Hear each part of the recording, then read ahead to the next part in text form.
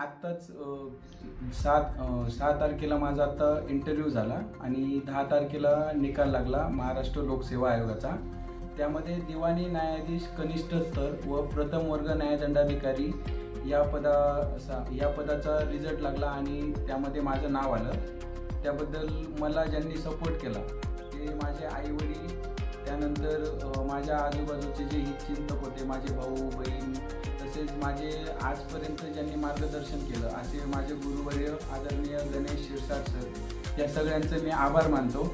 आणि मी नवीन येणाऱ्या मुलांना किंवा नवीन येणाऱ्या तरुण मुलांना हे सांगेल की जर तुम्ही एक कन्सिस्टन्सी ठेवली, चांगला अभ्यास केला आणि जिद्दीने आणि चिकाटीने जर एका गोष्टीसाठी अडून राहिले तर तुम्हाला ते पद 100% भेटतं।